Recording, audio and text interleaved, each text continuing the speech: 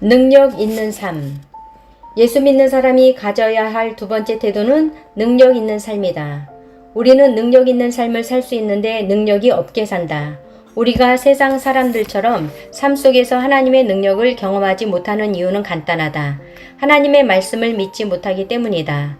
내가 누구인지 모르기 때문이다. 그래서 다들 그렇게도 부자가 되길 바란다.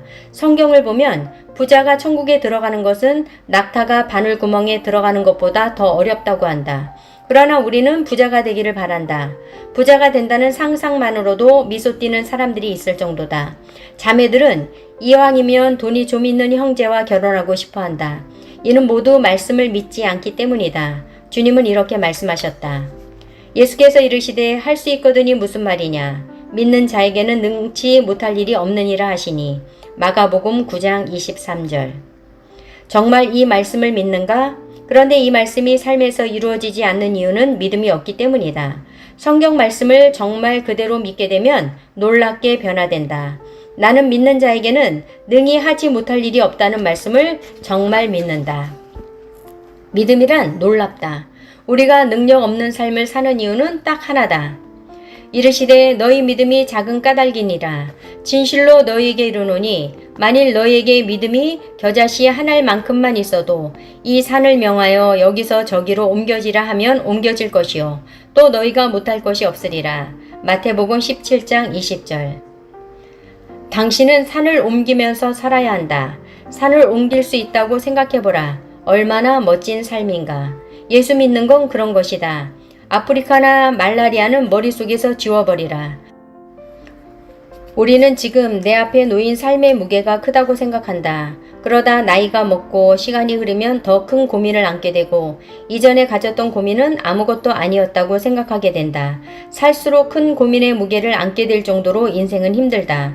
그러나 우리는 걱정할 필요가 없다. 겨자씨만한 믿음만 있어도 산을 옮길 수 있기 때문이다. 인생의 어려움을 두려워하지 말라. 믿음이 있으면 두려운 게 없다. 불가능이 없다. 믿는 자에게는 능히 하지 못할 일이 없다는 말씀에 아멘으로 응답해야 한다. 당신은 누구인가? 주의 능력으로 하지 못할 일이 없는 사람이다. 내가 누구인지 알 때 우리에게는 불가능이 없다. 나는 내가 가르치는 학생들에게 하나님이 원래 사람을 얼마나 놀랍게 만드셨는지 얘기하면서 이런 말도 했다. 대학을 간다고 내 삶이 나아지는 건 아니다. 나는 대학을 안 나와도 대학 나온 사람보다 충분히 잘 살 수 있다고 생각한다. 학벌은 정말 중요하지 않다. 그럼에도 그 아이들의 성적을 올려준 이유는 우리가 잘할 수 있는데 억지로 못할 필요가 없기 때문이다. 하나님은 우리에게 달란트를 주셨다. 그것을 완벽하게 잘 사용해서 남기는 것이 하나님이 기뻐하시는 일이다.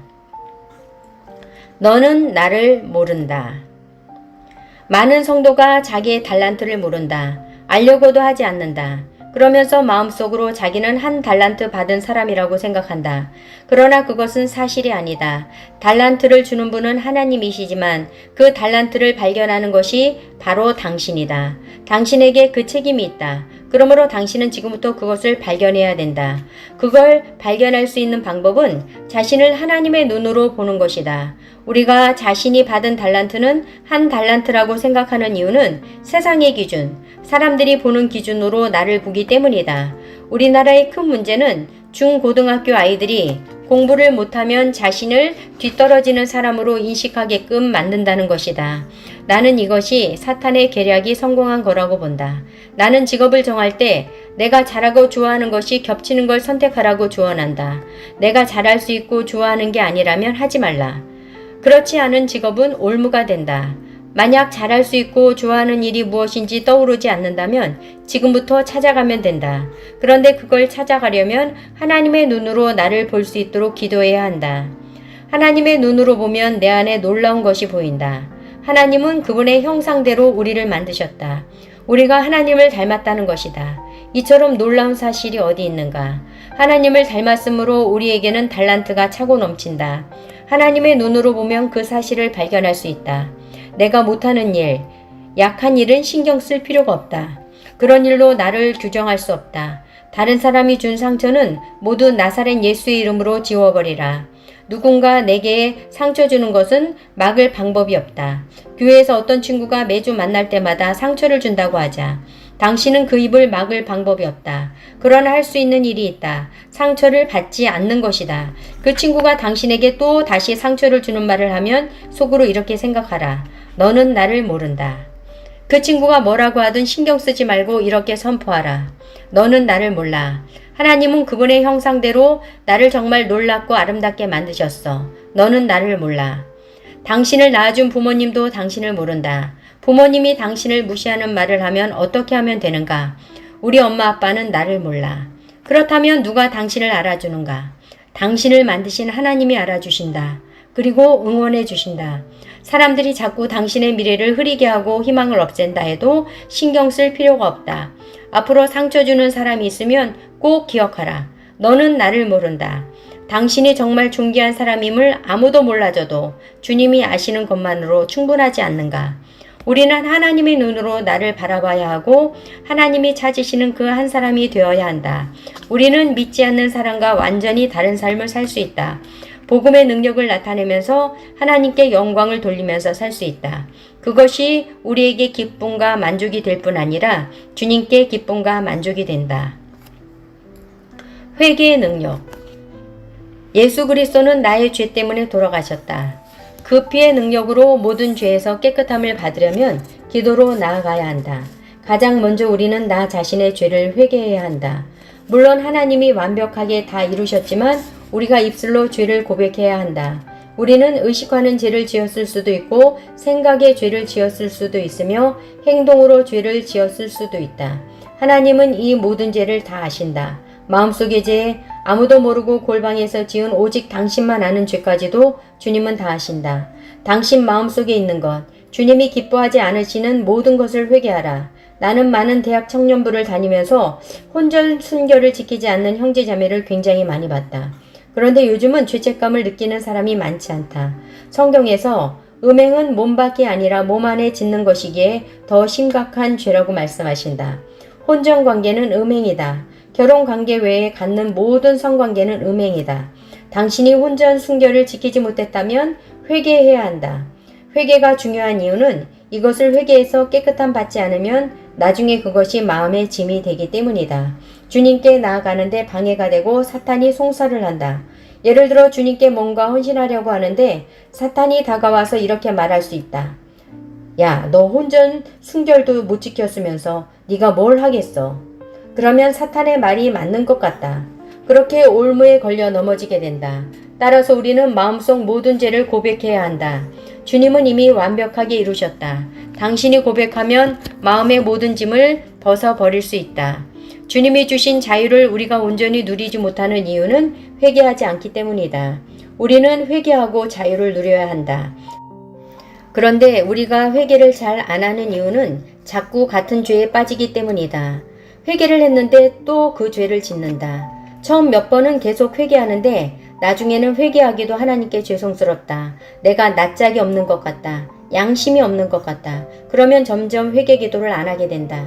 그러나 탕자의 비유에서 말해주듯 정말 중요한 것은 회개하면서 주님께 돌아가는 일이다. 내 삶의 방향을 틀어야 한다. 회개하고 주님께 돌아가야 하는데 많은 사람이 회개만 하고 주님께는 돌아가지 않는다. 삶의 방향을 틀지 않는다. 회개하면서 눈물을 펑펑 쏟으니까 카타르시스를 느끼고는 됐다고 생각한다. 우리가 똑같은 죄에 또다시 빠지는 이유는 주님께 돌아가지 않았기 때문이다. 회개하고 그 영역에서 완전히 방향을 틀어서 주님께 돌아가야만 똑같은 죄에 빠지지 않는다. 그래서 죄를 회개할 뿐만 아니라 결단해야 된다. 내 모든 삶의 방향을 틀어서 예수 그리스도의 길을 따라가겠습니다. 그러면 똑같은 죄에 빠지지 않는다. 생각의 죄, 마음의 죄를 회개하라. 예를 들어 하나님의 눈으로 나를 바라보지 않고 세상의 시선으로 나를 바라보는 것 역시 죄다. 그러한 당신의 모습에 주님의 마음이 얼마나 아팠겠는가. 귀한 목숨을 버리면서까지 자녀 삼아주셨는데 외모와 돈, 학벌 때문에 주눅 들어있는 당신의 모습을 보는 주님의 마음이 얼마나 찢어지시겠는가. 우리는 하나님의 상속자다. 따라서 어떤 사람 앞에서도 당당해야 한다. 하나님의 눈이 아닌 세상의 잣대로 당신 자신을 바라본 일을 회개하라. 친구와 화해하듯 고린도후서 말씀처럼 하나님과 화목하라고 간청하시는 하나님의 음성에 응답해서 회개하고 주님과 화목하며 주님과의 관계를 방해하는 것들을 모두 없애는 기도를 하길 바란다. 십자가에서 뚝뚝 떨어지는 그 피 아래 온몸이 젖어가며 기도하길 원한다.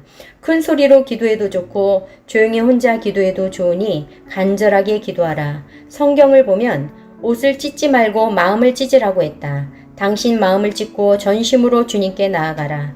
나를 위해 돌아가실 수밖에 없었던 주님, 제가 주님을 십자가에 못 박았습니다. 용서해 주십시오. 예수 피를 힘입어 라는 찬양을 불러보라. 우리가 주의 보좌로 나아갈 때 어떻게 나아가야 하는가? 당신과 나는 여전히 부족하다. 자격이 없다. 힐송 찬양 중에 크리스트 이즈 이너프라는 곡이 있다. 주님으로 충분하다는 말인데 나는 이 말이 좀 미흡하다고 생각한다. 주님은 충분한 걸 넘어 내게 너무 과분하신 분이다. 나는 주님의 사랑을 감당하기도 버겁다. 그 사랑이 너무 크다. 우리는 그분의 사랑을 힘입어서 주의 보좌로 나아갈 수 있다. 우리에게는 두려움이 없다. 아멘.